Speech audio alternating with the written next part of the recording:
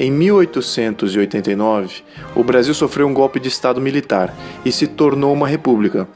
Os brasileiros da época ficaram surpresos. O povo não compreendeu porque a mudança para um sistema republicano era necessária naquele momento. Também não conseguiram visualizar se o novo sistema seria melhor que o sistema monárquico vigente até então. As inseguranças foram justificadas, pois o que se sucedeu imediatamente após a declaração da República foi um período de instabilidade política, social e desintegração do território nacional. A falta de legitimidade do novo regime republicano causou rebeliões contra o governo central. Os militares golpistas foram forçados a governar com mão de ferro, e diversas batalhas sangrentas para preservar o território nacional se sucederam. O balanço para o Brasil neste período foi catastrófico. Milhares de brasileiros morreram, a economia entrou em colapso, a marinha mercante destruída, a moeda desvalorizada e nós nos tornamos subservientes aos interesses econômicos e militares dos ingleses. Mas por que então proclamaram a República? Será que a República que foi criada era o sistema adequado para nos governar? Como qualquer cientista, temos que identificar o que causa o mal para poder eliminar sua raiz. Vamos reavaliar esses dois temas importantes. O porquê nossa república foi criada? A resposta é simples. A elite dominante da época, composta por fazendeiros pecuaristas e cafeicultores, apoiadas por um grupo de militares dissidentes, buscaram manter seus privilégios do sistema econômico escravagista. Como a monarquia já havia legalmente eliminado a escravatura e almejava iniciar a Revolução Industrial no Brasil, essa elite econômica se sentiu ameaçada e tomou providências golpistas. Assim como todos os outros países da América Latina, a república que foi criada no Brasil foi para servir um grupo de interesse restrito, ou seja, uma oligarquia. Na jovem República Brasileira, a alternância de poder se limitou a esse pequeno grupo ao ponto que se cunhou o termo política café com leite. Essa política das oligarquias do café e da pecuária perdurou décadas e forjou estruturas e práticas políticas para preservá-las no poder. Esta origem oligárquica da República afetou o sistema de governo na criação de instituições republicanas autônomas. Também afetou na inclusão de minorias sociais no processo político. Isso causou repercussões desastrosas durante todo o século XX, com sucessivas rupturas da República por golpes militares e governos populistas. Mas será que esse sistema republicano oligárquico seja o sistema ideal para o Brasil? Bem, antes vamos avaliar os sistemas políticos. A maioria dos brasileiros acredita viver em uma democracia. Já outros poucos brasileiros acreditam que o Brasil é uma república. A diferença entre esses dois sistemas é essencial para a compreensão do sistema republicano brasileiro. Mas antes de falar de sistemas políticos, temos que falar da confusão criada pelos termos esquerda e direita. Muitos acreditam que comunistas são de esquerda e fascistas e ditadores são de direita. Na verdade, a maneira correta de associar os termos esquerda e direita é na intensidade do poder do governo. À extrema-direita não há governo, e na extrema-esquerda há governos totalitaristas, tarimbados como comunistas, nazistas, socialistas, fascistas, etc. Enfim, toda forma de governo totalitarista. Muitos associam nazismo e fascismo como sendo de direita, quando na verdade cometem um equívoco e agregam ainda mais a confusão. Ao centro da esquerda e da direita está a forma de governo limitada ao seu papel adequado, que seria de proteger os direitos do povo. A Constituição deve ser dimensionada e direcionada para essa esfera de atuação, e aqueles que a defendem são os constitucionalistas. Considerando este dimensionamento entre esquerda e direita, vamos analisar as 5 formas básicas de governo. À extrema esquerda, temos uma ditadura, ou governo de uma só pessoa. Na sequência, temos a oligarquia, caracterizada por um governo de poucos. Depois, a democracia, caracterizada pelo governo da maioria. Em seguida, a república, caracterizada pelo governo das leis. E, finalmente, na extrema-direita, temos a anarquia, caracterizada por ser o governo de ninguém ou ausência de governo. Na análise que se sucede, vamos ver que é possível diminuir ainda mais as opções. Começando pela ditadura, esta forma de governo, de forma prática, não existe, pois sempre é um grupo que coloca um de seus membros no comando. Um ditador tem seus conselheiros e ministros e burocratas que efetivamente governam. Portanto, o governo de uma só pessoa não existe de fato, apesar de se haver somente um líder visível. Há sempre um grupo por trás. Portanto, vamos eliminar a ditadura, pois ela não existe em realidade. A oligarquia, governo de um grupo, é a forma mais comum de governo em toda a história e é a forma mais comum nos dias de hoje. A maioria das nações do mundo são governadas por poucos poderosos. Portanto, oligarquia, para efeitos de comparação, permanece na nossa análise. No outro extremo, nós temos a anarquia, ou ausência de governo. Muitas pessoas creem, ao olhar para a história, que a maioria dos crimes contra a humanidade foram cometidos por governos. Portanto, para estes, não ter governo seria uma melhor opção. Mas isso é um engano, pois os gregos da antiguidade já apontavam: liberdade não pode existir sem leis. Os fundadores da República dos Estados Unidos eram unânimes em acordar que algum grau de governo é uma força necessária em qualquer sociedade civilizada. Em um estado de anarquia, todos têm de preservar a vida, a liberdade e a propriedade por si só e por sua família. Isso força com que a sociedade permaneça armada e sua mobilidade limitada para proteger sua propriedade a qualquer momento.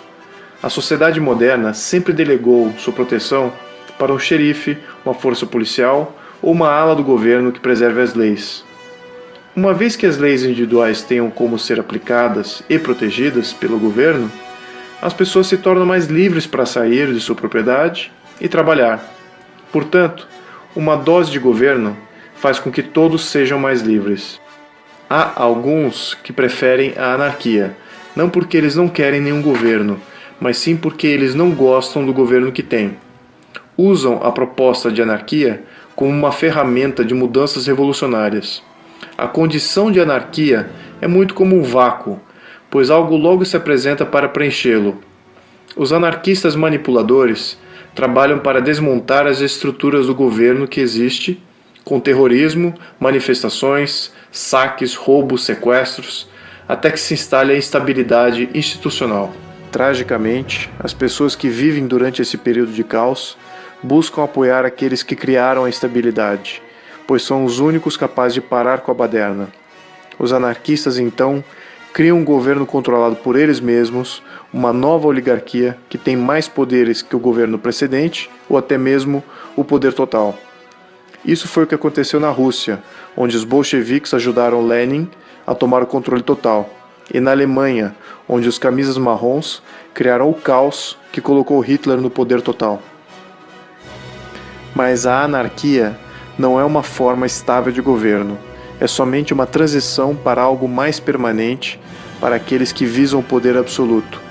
Por ser uma forma transitória de governo, vamos também eliminar essa forma de governo como sendo uma forma viável e prática.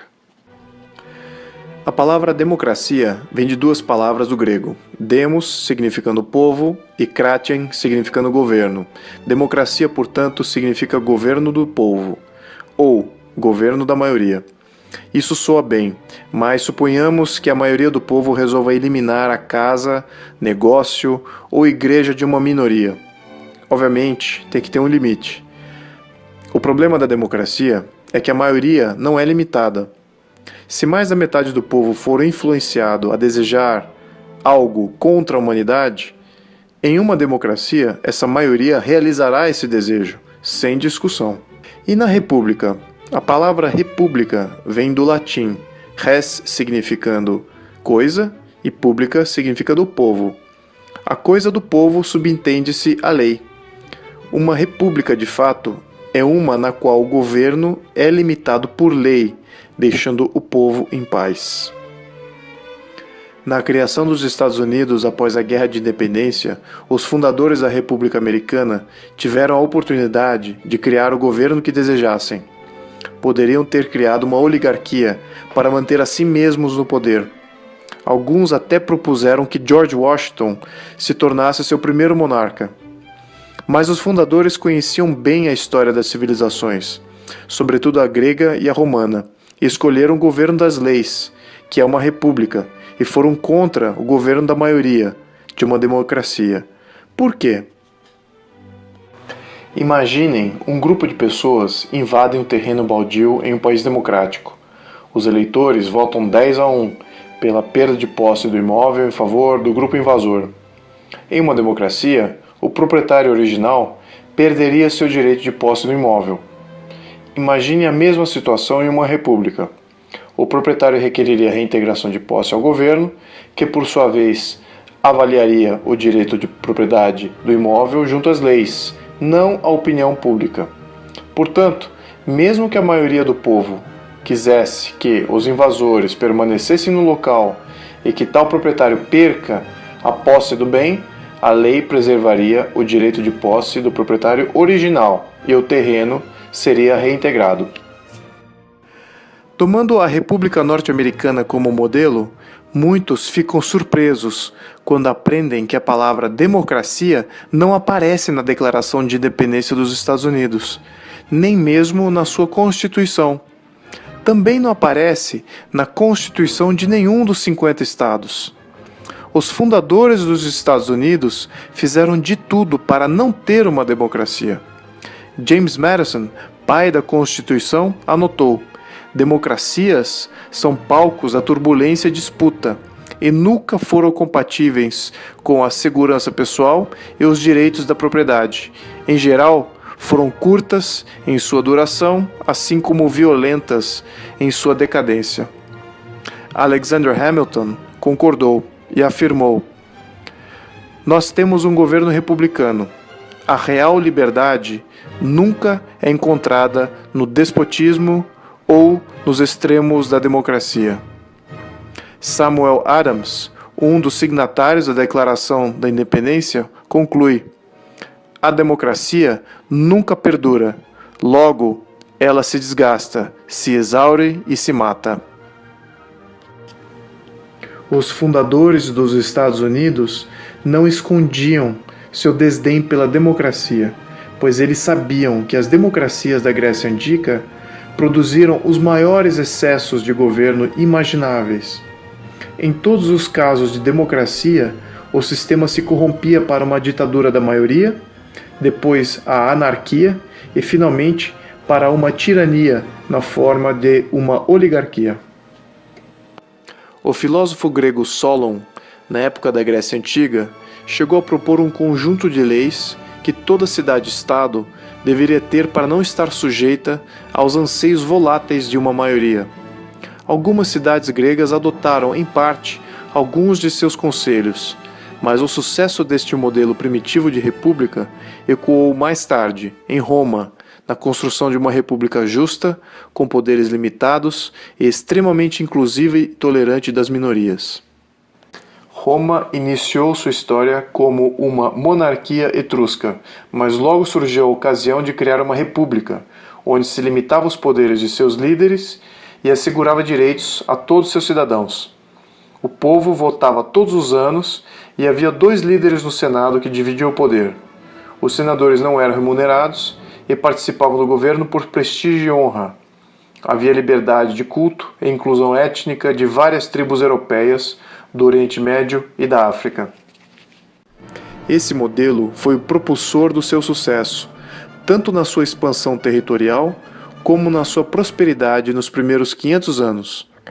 Todos queriam ser cidadãos de Roma e participar da comunidade econômica comum. Nessa comunidade, todos que eram considerados cidadãos eram considerados iguais perante as leis, com oportunidades iguais. É especificamente neste último ponto que uma oligarquia falha repetidamente e sempre, e em qualquer momento histórico, seja do Brasil, seja de qualquer outro país oligárquico. A habilidade de incluir e proteger minorias e novas forças políticas fortalece uma república e suas instituições. Uma oligarquia, no entanto, visa sempre enfraquecer as instituições e acabam perdendo por não permitir a ascensão de novas forças ao diálogo político. Essas novas forças, quando não representadas, buscam, através da anarquia, a destruição do governo oligárquico que não as inclui, e uma nova oligarquia se instala em seu lugar. Por ironia, os sistemas de governos oligárquicos criam seus próprios destruidores. Governos totalitários comunistas ou nazistas crescem quando há uma oligarquia no poder. O ciclo só se rompe com a criação de uma república, que possui leis como governantes e que visa independência de poderes públicos. Um outro aspecto característico de uma república é que seus súditos com direitos assegurados estão livres para produzir e acumular patrimônio. Isso se sucede uma vez que, numa república, com limites impostos por lei, as regras de jogo não se alteram da noite para o dia para atender um ou outro grupo de interesse. O acúmulo de riqueza ocorre dentro de um sistema com um governo limitado, que assegura a liberdade. A essência da liberdade é a limitação do governo. Em contrapartida, à medida que o governo central cresce, o povo perde liberdades. A República Romana foi capaz de assegurar liberdades por um período de 500 anos, acumulando um poder desproporcional vis-à-vis as demais regiões que não usufruíam desse mesmo modelo. Sua decadência iniciou-se exatamente quando os princípios republicanos tornaram-se secundários aos de grupos de interesse. A democracia foi o último suspiro da República, pois seus líderes passaram a fazer a vontade do povo para se manter no poder, violando as leis republicanas. Ao final da República Romana, o direito à propriedade não estava mais sendo assegurado, pois a ganância de senadores levou-os a usurpar terras dos menores produtores. Trouxeram escravos para trabalhar no campo e, em consequência, o número de cidadãos votantes desabrigados na cidade aumentou. Para apaziguar os cidadãos, os senadores iniciaram a política pão e circo. Criaram-se, portanto, programas de alimentar e entreter esses cidadãos votantes. Isso garantiu votos, mas causou um desbalanço nas contas públicas e, consequentemente, houve um aumento de tributos no setor privado para bancar a conta. A derrocada do sistema republicano ocorreu quando a democracia não foi capaz de assegurar direitos e benefícios para um de seus grupos mais importantes, a de seus protetores, os legionários, liderados na época por Júlio César. A história da República Romana atinge seu ciclo final, assim que Júlio César inicia a era de imperadores. Houve, sem dúvida, grandes imperadores, mas também existiram imperadores terríveis.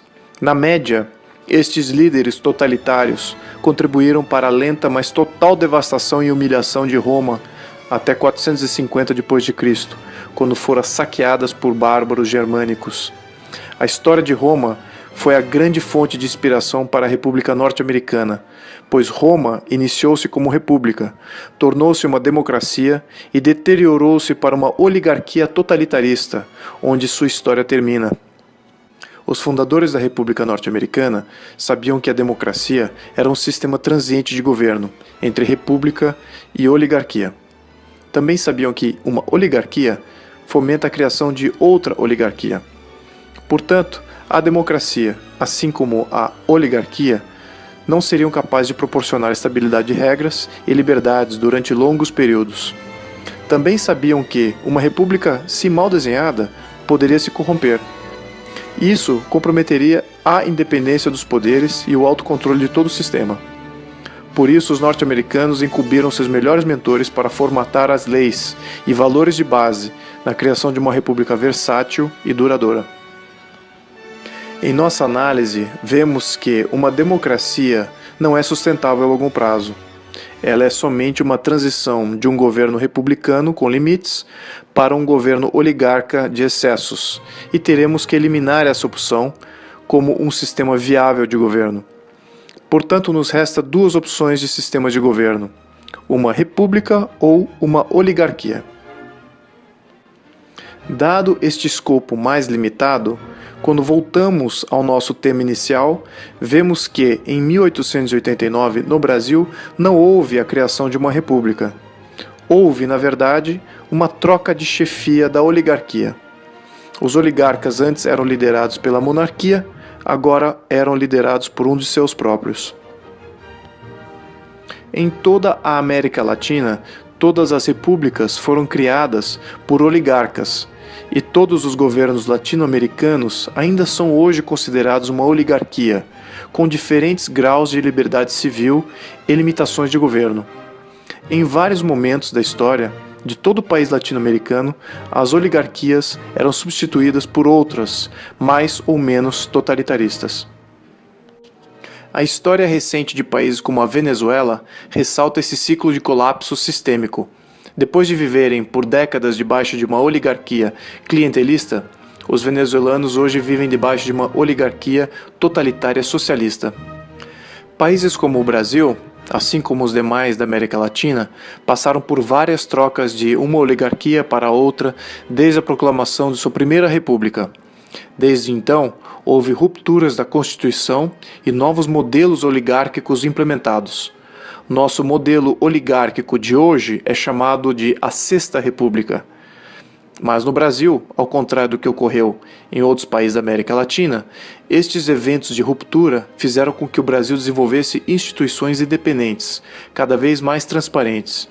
E pela primeira vez na história do Brasil, há uma rara oportunidade de se tornar uma república sólida, estável e duradoura.